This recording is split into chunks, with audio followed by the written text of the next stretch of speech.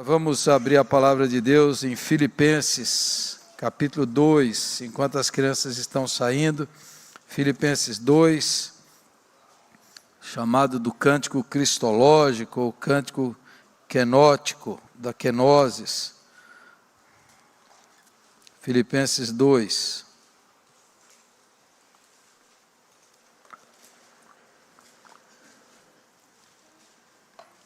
Eu vou ler na Nova Versão Internacional, que diz assim, Filipenses 2. Se por estarmos em Cristo nós temos alguma motivação, alguma exortação de amor, alguma comunhão no Espírito, alguma profunda afeição e compaixão, completem a minha alegria, tendo o mesmo modo de pensar, o mesmo amor, um só Espírito e uma só atitude. Nada façam por ambição egoísta ou por vaidade, mas humildemente considerem os outros superiores a si mesmos. Cada um cuide não somente dos seus interesses, mas também dos interesses dos outros. Seja a atitude de vocês a mesma de Cristo Jesus, que, embora sendo Deus, não considerou que o ser igual a Deus era algo a que devia apegar-se, mas esvaziou-se a si mesmo, vindo a ser servo, tornando-se semelhante aos homens, e sendo encontrado em forma humana, humilhou-se a si mesmo, e foi obediente até a morte, morte de cruz. Por isso Deus o exaltou à mais alta posição, e lhe deu o nome que está acima de todo nome, para que ao nome de Jesus se dobre todo o joelho, no céu, na terra e debaixo da terra, e toda língua confesse que Jesus Cristo é o Senhor, para a glória de Deus Pai. Na nova tradução na linguagem de hoje, eu vou ler só o versículo 7, que diz assim: pelo contrário, ele abriu mão de tudo que era seu, e tomou a natureza de servo, tornando-se assim igual aos seres humanos, e vivendo a vida comum de um ser humano. Amém. Que o Senhor aplique essa palavra em nossos corações, em nome de Jesus. Amém. Na quarta-feira eu estive pregando ali na Assembleia de Deus, no aniversário do pastor Antimo, culto de ação de graças pelos 82 anos dele. E depois encontrei uma irmã, que ela já me conhece de algum tempo, e ela era cuidadora do Serginho, do Sérgio Silveira, filho do seu Júlio Silveira. E aí ela falou comigo, falou, quando eu vejo o senhor, eu lembro quando o senhor ia lá no Sérgio, e eu sabia, fiquei sabendo que ela e os cuidadores do Sérgio, eles ficaram muito tristes com a morte do Sérgio. Inclusive ela ficou, até parou de trabalhar. Aí ela, agora eu voltei a trabalhar, estou trabalhando, e aí eu lembrei do funeral do Sérgio Silveira, que no funeral dele, os cuidadores dele choravam mais até do que os familiares, do que a gente que o conhecia de perto. Sérgio Silveira, filho do seu Júlio Silveira, faleceu há algum tempo. Ele nasceu com um problema físico, teve um problema no parto, e ele passou a vida toda numa cadeira, e ele tinha dificuldades de fala, não falava normalmente, só as pessoas próximas que entendiam. E ele viveu até os 67 anos, eu acho. Filho mais velho do seu Júlio, a dona Senira. E quando ele morreu, foi um vazio, assim. Todo mundo ficou triste, ficou deprimido. Eu fiquei pensando, depois da quarta-feira, fiquei pensando. O Sérgio não conseguia andar, o Sérgio não conseguia falar. O Sérgio frequentou a igreja porque os pais traziam, um carro adaptado. Quando essa igreja aqui foi criada, na reunião, precisava de igreja presbiteriana, mas precisava de um nome para diferenciar das outras. Qual vai ser o nome? Aí o Sérgio gritou, do jeito dele, só quem sabia entender, Maranata! Porque o sonho dele era Jesus voltar para ele ir para o céu. Ele queria ir para o céu. Volta, Jesus, volta, eu quero ir para o céu. E aí o nome dessa igreja chama Maranata por causa do Sérgio. Mas observe você o que o Sérgio marcou tanta vida dessas pessoas.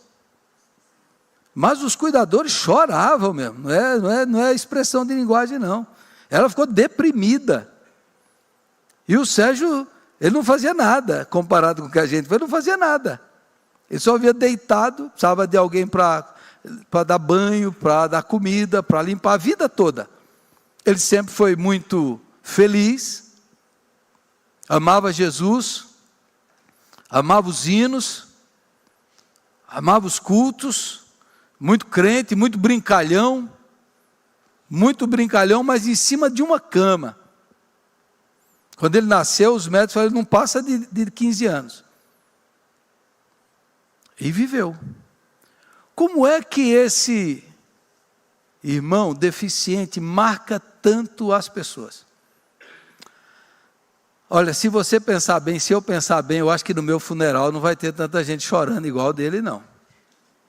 Se você for bem sincero, assim, bem realista, não é? Bem realista, não vai ter tanta gente chorando, não. Eu não estou falando nada, mas... E ele estava lá assim, por quê? Que esse rapaz que não fazia nada, do ponto de vista social, do ponto de vista profissional, do ponto de vista econômico, que não produziu nada, como é que ele marcou tanto os corações das pessoas? Eu fiquei pensando nisso. Eu lembrei de um livro, tem um livro e tem um documentário. O nome do livro é Longe da Árvore, escrito por um jornalista e escritor inglês chamado Andrew Solomon, que escreveu também o livro O Demônio do Meio-Dia, que é um livro sobre a depressão. E ele, quando criança, ele sofreu muito. E ele escreveu esse livro que é uma pesquisa, baseado naquele ditado que diz que a árvore não cai longe do pé, não cai longe, o filho é parecido com o pai, o fruto não cai longe da árvore. E ele escreveu um livro chamado Longe da Árvore, que é uma pesquisa com pais que tiveram filhos com muitos problemas. Problemas genéticos, síndrome de Down, esquizofrenia, grau severo de autismo, e pais normais tiveram um filho anão, e esse livro, que é um documentário também, eles acompanham esses pais, como a vida deles mudou completamente, como uma coisa inesperada, ter um filho com alguma síndrome, algum transtorno físico, biológico, psiquiátrico, e como os pais lidaram com esses filhos. E aí o Andrew Solomon pergunta para os pais, muitos dos filhos já cresceram, já estão na juventude, pergunta para os seus pais, se vocês tivessem a oportunidade de voltar atrás e pudesse escolher se o seu filho seria normal, do ponto de vista saudável, ou eles nasceriam com o problema que eles nasceram, o que vocês escolheriam? A maioria falou, eu gostaria que eles fossem o que eles são. Porque meus filhos assim enriqueceram a minha vida, mudaram a nossa vida. Nós melhoramos como seres humanos. Se eles tivessem sido normais, nós não seríamos quem nós somos hoje. A maioria, em torno de 90%, falaram isso. E eu lembrei desse documentário. Parou para pensar nisso? Contar outra história que alguém me contou essa semana. Fazer aqui um monte de nó aqui, vamos chegar no texto bíblico. Um irmão, que da igreja, encontrou já faz tempo, encontrou um envelopinho assim, na rua, com dinheiro dentro e com a conta. Tinha R$150 e a conta era R$150. Esse irmão pesquisou e conseguiu achar o endereço da pessoa. Foi lá, bateu, ninguém saiu. Aí ele foi, pagou a conta. 150, pagou a conta. Pegou R$20 e botou dentro do envelope. E voltou lá no outro dia e bateu. Aí a pessoa não saiu, saiu a vizinha. Aí a vizinha falou, ela não está aí e tal. Ele falou, não, é que eu achei uma conta delas e eu descobri que mora aqui. Ela falou, não, é aqui mesmo e tal. Aí ele falou, então eu paguei a conta. E eu coloquei aqui mais R$20 para eles. Aí a vizinha começou a chorar. Sim, como é que o senhor faz isso? Por que o senhor fez isso? E começou a chorar. Pergunto para você, por que essa vizinha começou a chorar? Por que essa história dos filhos deficientes e os pais que falam assim, não, eu queria que eles fossem assim? Por que isso sensibiliza a gente? Por que isso toca em algum lugar dentro da gente que você nem imaginava que estava ali? Por quê? E por que o Sérgio Silveira marcou tantas pessoas? De tantas formas. Quando você encontrava com ele, seu dia melhorava. Por quê?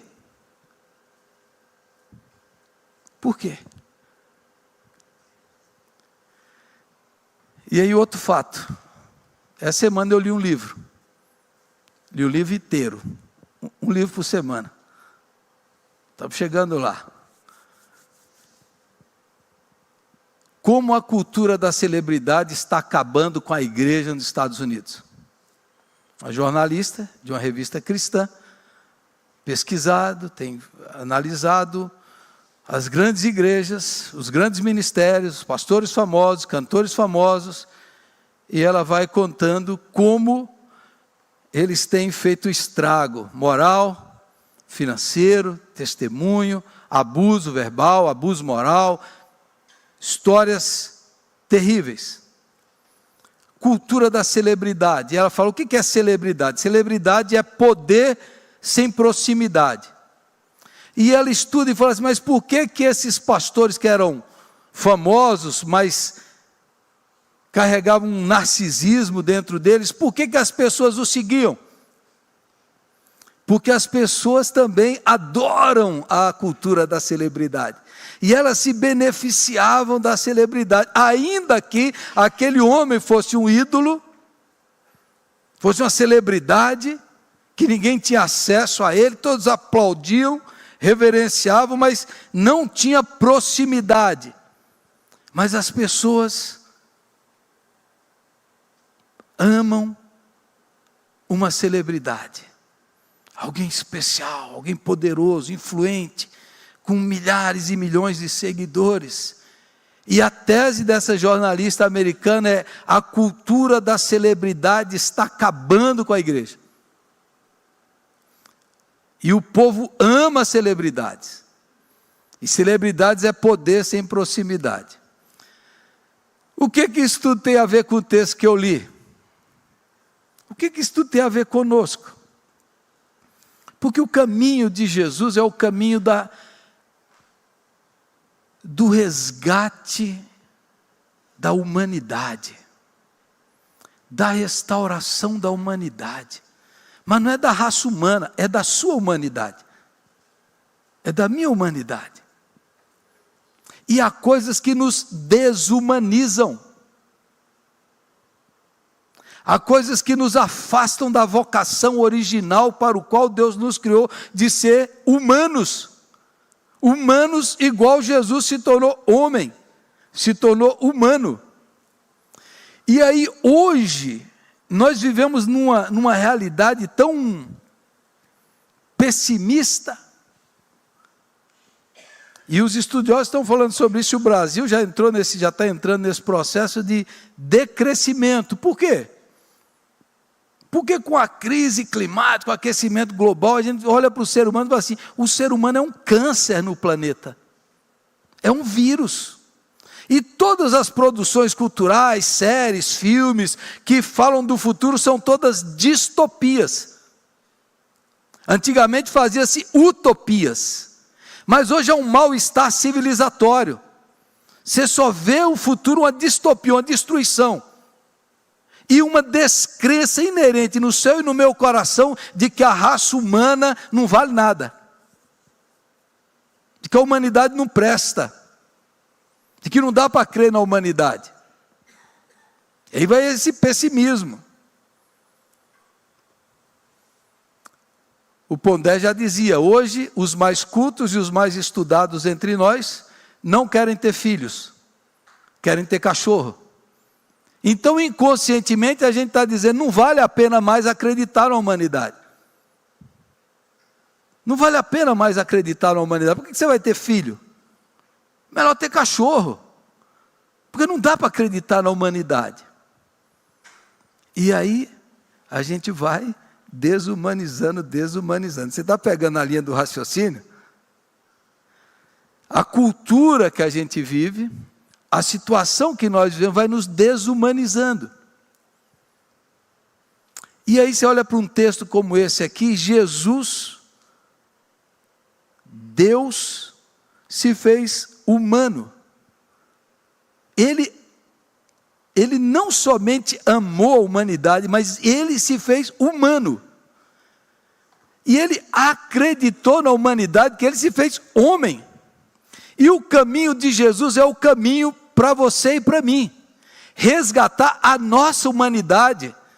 Porque Jesus nos revela como Deus é e nos revela como o ser humano deveria ser, igual a Jesus.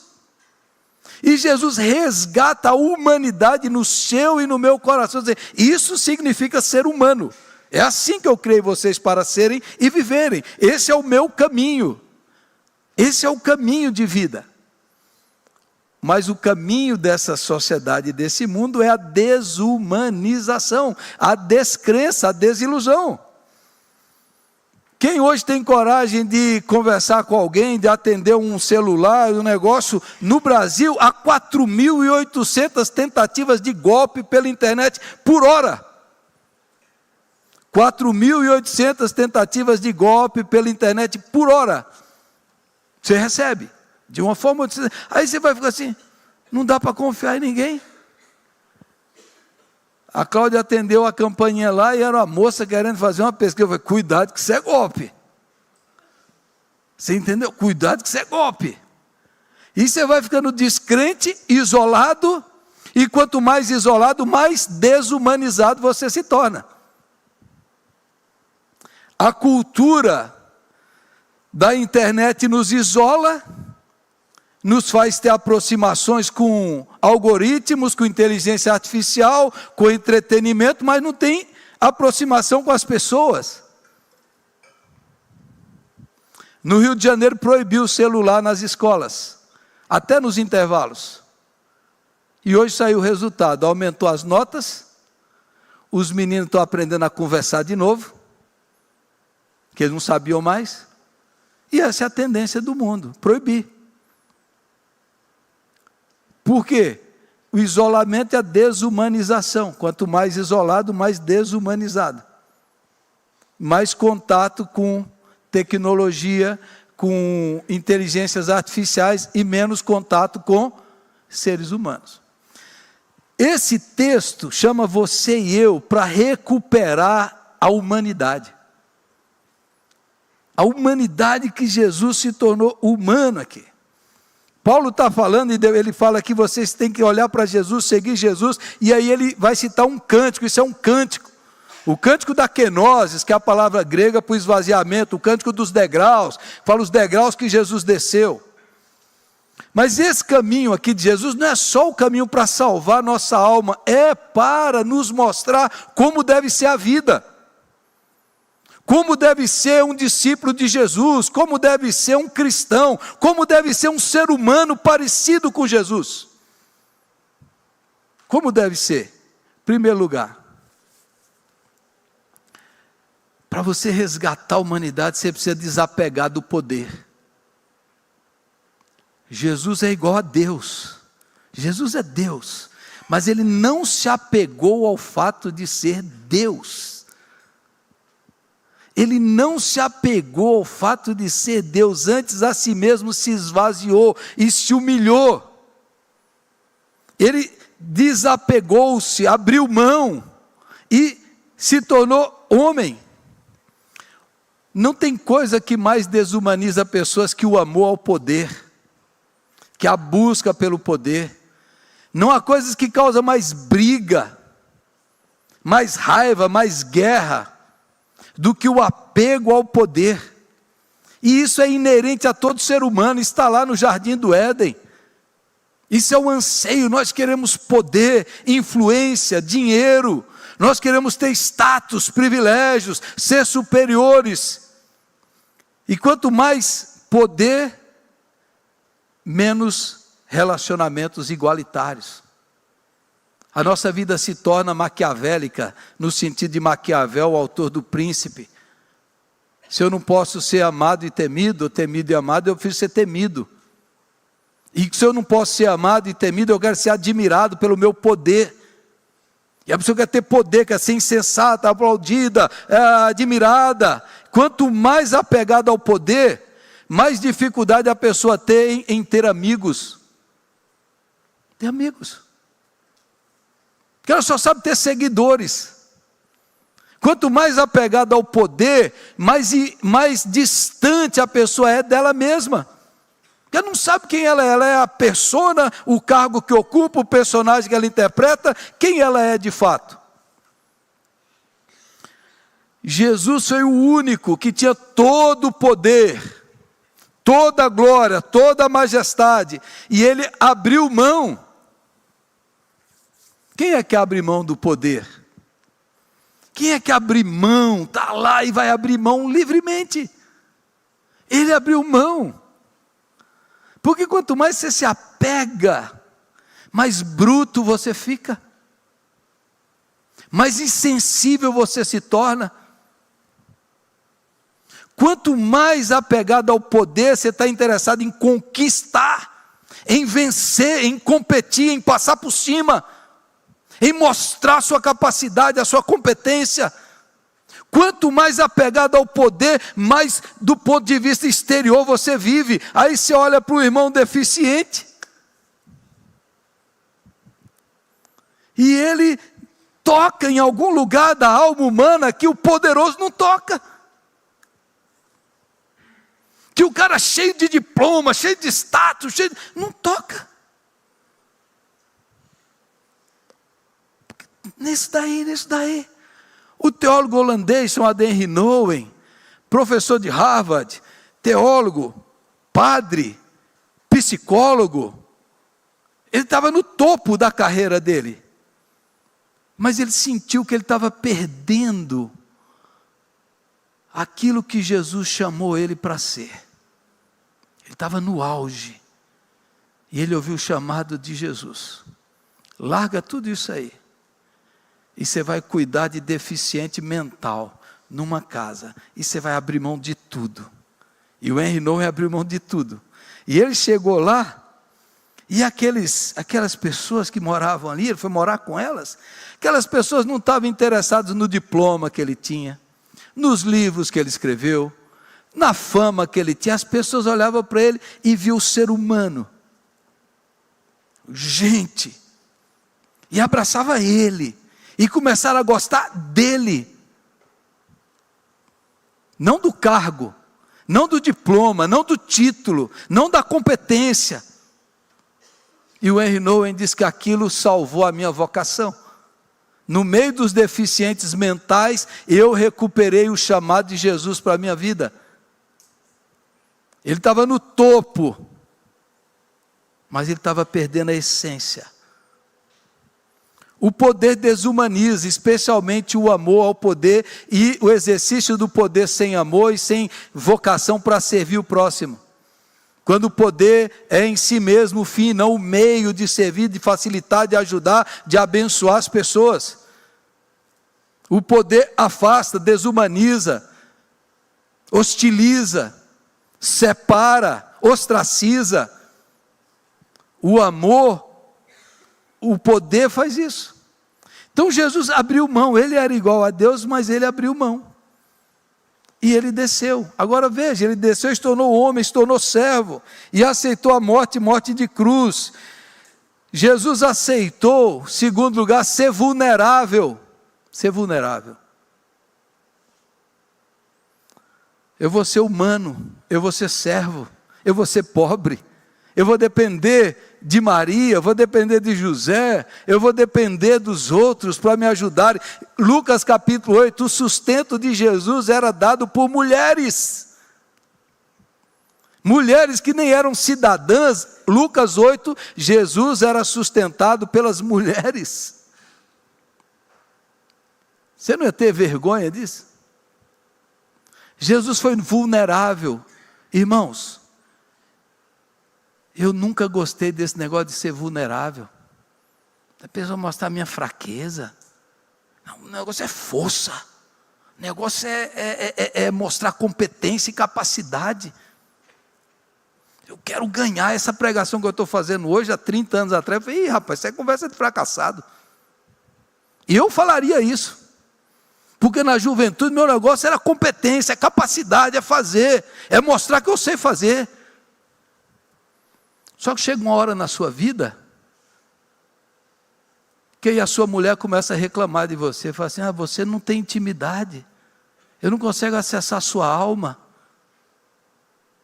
você não tem sentimentos, você é distante, você só pensa o que tem que fazer. Cadê sua alma? Cadê a intimidade? Porque a gente vive nessa coisa de mostrar capacidade, força, poder. Eu posso, ninguém pode saber das minhas fraquezas, das minhas falhas, da minha vulnerabilidade. E aí chega um momento da sua vida que você não tem amigo.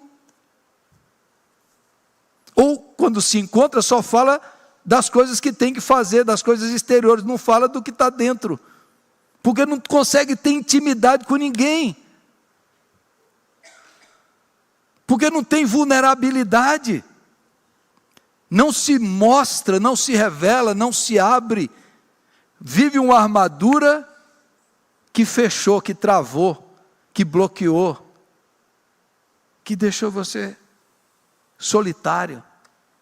Quanta gente solitária tem hoje nesse mundo, que não tem um amigo para compartilhar o coração, os medos, as angústias, as tristezas, não tem uma pessoa que possa conversar as coisas profundas do coração, porque nós cultuamos os invulneráveis, as celebridades, as potências, e esses aí fazem tudo aparência, tudo aparência, tudo aparência.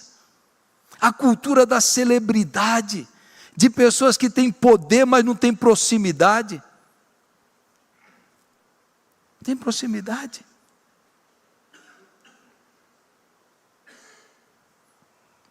Perguntou a um pastor que estudou, analisou os pastores, os pregadores, os cantores gospel lá que entraram em decadência, né? Mark Driscoll, um jovem pregador, brilhante, sensacional, a igreja dele cresceu aos milhares, mas ao mesmo tempo o ego dele cresceu junto, ele atropelou, ele machucou pessoas, ele abusou de pessoas, ele contratou empresas para fazer os livros dele venderem, para chegar no New York Times, porque o ego dele foi, do mesmo jeito que ele subiu, ele caiu, e acabou.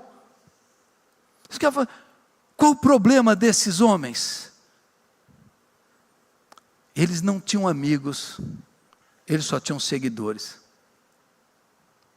Eles não aceitavam amigos para corrigi-los, para chamar atenção, que pudesse confrontá-los. Eles não tinham amizades. Esse é o problema do mundo. O amigo nos torna humanos, vulneráveis, gente. E aí o contraste, que eu falei quarta-feira, de todos os evangelistas americanos, o mais famoso de todos, faleceu com 98 anos, quase 99 anos, o Billy Graham. O Billy Graham, quando ele começou a ficar famoso, ele começou a receber muito dinheiro de oferta, muito dinheiro. E começou a chegar muito dinheiro para ele começou a ficar muito famoso. O magnata da imprensa americana falou, vamos noticiar as cruzadas do Billy Graham. Ele ficou famoso de uma hora para outra, assim, muito famoso. E ele começou a ser assediado, ele ficava meses longe da sua esposa. Lembra da pregação do domingo passado da barriga do peixe? O melhor de Jonas era na barriga do peixe. O que o Billy Graham fez? Criou a associação Billy Graham, já que existia, mas ele falou, vamos ter uma diretoria e eu vou ser funcionário da diretoria. E vocês vão votar um salário para mim. E eu vou receber esse salário de vocês. E eu vou prestar contas para vocês. E nós vamos fazer um pacto de se alguma vez eu estiver junto com a mulher, num lugar sozinho, numa atitude suspeita, vocês cheguem junto e me salvem. E eles escreveram isso. E o Billy Graham poderia ter sido senador, governador e até presidente dos Estados Unidos pela popularidade que ele teve.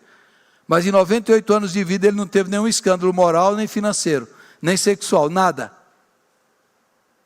Testemunhou, pregou, o maior evangelista da história do mundo, para o maior número de pessoas. Mas ele, por quê? Porque ele falou assim, eu preciso ser vulnerável. Eu não sou super-homem, eu não sou de aço. Eu preciso prestar contas da minha vida. Imagine você, se você poderia ter 10 milhões todo mês na sua conta, você ia abrir mão para ter 10 mil? Responda aí para mim. Você podia ter 10 milhões, mas se 10 milhões ia transformar você no diabo. Porque 10 milhões por mês não tem santo que resista. Eu estou para ver um que resista. 10 milhões. Eu falei, não, vou ganhar um salário menor. Eu não preciso disso. E vocês vão pagar esse salário. Billy Graham não perdeu a amizade, não perdeu a integridade, não perdeu a vulnerabilidade. Eu sou homem, eu sou humano, eu sou de carne e osso. Eu não sou celebridade. Eu não sou invulnerável, eu não sou indestrutível. Eu não sou, muito pelo contrário, eu preciso de vocês para me ajudarem. E ele se vulnerabilizou. Por isso que a vida dele foi um testemunho do poder do Evangelho na vida de um homem. Eu poderia citar dezenas, irmãos, até mais do que dezenas, de homens que começaram bem, mas fracassaram e caíram nisso daqui. E isso você vai para a igreja, mas vai para a vida aí, a vida aí, qualquer coisa que for. O cara é legalzinho, virou síndico, já acha que é o rei do prédio lá.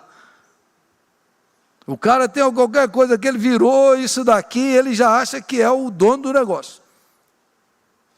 Já muda, aí você vai assim, de onde veio isso? Está lá dentro. Então se você não tiver a vulnerabilidade,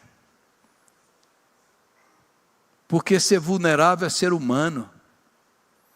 Todo ser humano é de carne e osso, é gente, é fraco. Todo ser humano tem que estar em contato com a sua fraqueza diária e lidar com ela, e respeitar os seus limites, sua finitude, sua criaturidade. Isso faz parte. E terceiro e último, mas pastor, se eu entregar tudo e perder, eu vou morrer, quem é que vai me defender? Né? Se eu vou abrir mão, não é assim não, as pessoas vão me explorar, não dá para ser assim. O que Jesus fez? Ele entregou tudo isso ao Pai. Entregou ao Pai. Eu estou fazendo isso espontaneamente por amor ao Pai e aos perdidos, mas eu confio no meu Pai. Então eu vou abrir mão. Mas fizeram injustiça. Entrega para Deus. Mas isso agora está me humilhando, está me especiando. Entrega para Deus. Deus vai honrar de alguma forma. Deus vai ver o que você está fazendo. Uma vez eu pedi um negócio e eu falei com um pastor amigo meu, cara, estou muito bravo com esse negócio aí. Ele falou para você, pega isso aí que você perdeu e oferece a Deus como holocausto de gratidão. Você perdeu isso, pare de reclamar e ofereça a Deus essa perca e entregue para Deus isso. Quando ele falou isso, mudou tudo. Você perdeu alguma coisa, perdeu algo que você tinha direito, que levaram de você, que fizeram de você. Ah, mas o outro lá acha que tem mais razão que eu, sabe mais do que eu, ele não é nada, eu vou mostrar. Não, abra mão, começa a abrir mão. Entregando para Deus, entregue para Deus suas perdas. Comece a abrir mão de coisas, de opiniões, de ideias, de estar sempre certo, de saber mais do que os outros, de achar que você pode mais. Comece a abrir mão disso aí, comece a exercitar isso daí, mas entregando para Deus, colocando diante de Deus. Só, Senhor, é para o Senhor que eu entrego isso. Você vai entregando, e Deus está vendo, e Jesus fez tudo isso, e se entregou ao Pai, e na hora da cruz ele falou: Pai, nas tuas mãos entrego o meu espírito. Jesus se esvaziou, porque ele tinha, irmãos, Hebreus 12, versículo 2, Jesus suportou a cruz pela alegria que lhe estava proposta. A gente não aguenta perder muito tempo, você entendeu? Perder muita coisa, a gente só aguenta perder se a gente souber que a gente está perdendo por uma alegria maior, um plano maior, um propósito maior. Aí você abre mão. Eu vou perder aqui, mas eu vou perder para ganhar, porque no reino de Deus é assim: quanto mais a gente desce, mais Deus nos sobe, quanto mais a gente esvazia, mais Deus enche. No reino de Deus é assim: quanto mais você dá, mais você recebe. No reino de Deus é assim: quanto mais você vai lá para baixo, mais Deus sobe você. É assim no reino de Deus. Quanto mais você se humilha, mais você vai ser exaltado. No reino de Deus é assim que funciona. Mas você tem que oferecer para Deus, não para o seu ego, não para o seu direito, não para o seu braço. Se eu ofereço a ti isso daí, e Deus, no tempo certo, na hora certa, no momento certo, Ele vai te honrar, e Ele vai te abençoar. Agora, meus irmãos, eu vou concluir essa palavra meio desconexa, mas preste atenção nisso. Ser humano não é ser melhor do que o outro, não é conquistar. Ser humano é dar, é servir. A imagem de Deus em nós, a imagem de Cristo em nós, é quando você se entrega por amor. É quando você faz isso pelo bem do outro e para a glória de Deus. É quando você abre mão dos seus direitos e você resgata aquela imagem de Cristo, aquele poema, Efésios 2:10, pois somos criados em Cristo, poema, obra-prima de Deus, está lá dentro de você, querendo amar, querendo servir, querendo se entregar, querendo abrir mão por amor. Mas aí a potestade desse mundo agarra, mostra que você sabe, mostra que você é poderoso, mostra que você é influente, mostra que é que manda. Isso tudo é a voz do diabo, mais poderoso, mais isolado, mais humilde, mais intimidade, mais relacionamento, mais humanidade, mais vida enriquecida em nome de Jesus. Amém? Essa história que eu sempre conto, que eu li no início da minha fé, depois da Segunda Guerra, a Europa no meio da fome, um soldado vê uma criança parada na frente de uma padaria, uma criança faminta, olhando para aqueles pães ali dentro, e a criança está babando. E o policial vai lá, compra e dá para a criança. E a criança não se cabe de alegria, de felicidade. E o soldado está saindo, ela puxa a farda do soldado, e o soldado vira para ela, ela olha bem nos olhos do soldado assim: moço, você é Deus? Você é Deus? Irmãos, nós somos mais parecidos com Deus quando a gente doa. E Jesus não doou o que Ele tinha, Ele doou a si mesmo. Ele se entregou por completo. Ele deu a sua vida. Ser humano é amar, ser humano é servir, ser humano é doar, ser humano é ser parecido com Cristo. E Jesus veio a essa terra porque Ele acreditou na humanidade. Ele acredita em mim, Ele acredita em você, Ele acredita em nós. A vida de Jesus quer fluir para dentro de nós. Pare de viver como o poderoso. Abra-se para o amor de Deus, abra-se para o amor dos seus amigos, abra-se para o amor da sua família. Reconheça a sua fraqueza, pare de ter medo, abra a sua alma. Abra a sua alma. O Sérgio nunca fez nada do ponto de vista produtivo, e a família dele falou assim: a única coisa que o Sérgio fez na vida dele foi amar. 67 anos numa cama, só amor, e todos foram tocados pelo amor dele. Agora a gente quer ganhar o mundo e não sabe amar.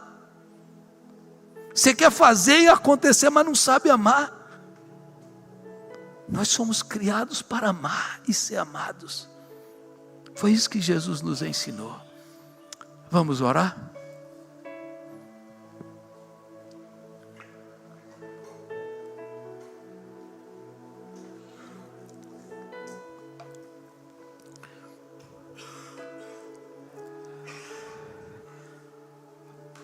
Vamos ficar em pé, todos nós. Coloque a mão no seu coração como símbolo do centro da sua vida. E ore a Jesus agora. Jesus bendito, me ensina a ser gente de verdade. Eu não quero ser um robô. Eu não quero ser um robô. Eu não quero ser uma celebridade. Eu não quero ser famoso. Eu não quero ter status. Eu não quero ter, ó Deus, aparência, ostentação. Eu quero ser gente igual Jesus. Eu quero viver igual Jesus viveu. Porque Jesus foi o único ser humano pleno, o verdadeiro homem, que veio a essa terra nos ensinar como é um ser humano de verdade. Então o Senhor nos ajuda a nos desapegar, nos ajuda a abrir mão, nos ajude, Senhor, dessas ideias megalomaníacas desse mundo, dessas celebridades loucas, estúpidas, Senhor, dessa vida vazia, vaidosa, fútil e inútil. Nos livra disso, Senhor, nos livra disso. Jesus nos ensina a amar como o Senhor amou, nos ensina a servir o nosso próximo, nos ensina a doar, não aquilo que a gente tem, mas aquilo que nós somos. Nos ajude a tocar as outras pessoas com teu amor, com a tua bondade, com a tua generosidade. Abre a nossa alma, dilata o nosso coração, liberta-nos, ó Deus, das ilusões e das vaidades desse século, e dá-nos um coração semelhante ao coração de Jesus. Ajuda-nos, Senhor, ajuda-nos a abrir mão, e dá-nos o poder de viver como Ele, para a glória dEle, porque quando Ele fez isso, Ele se deu e aceitou a morte, e morte de cruz, pelo que Deus o ressuscitou e o exaltou. O único que, sendo Deus, se esvaziou, abriu mão do poder,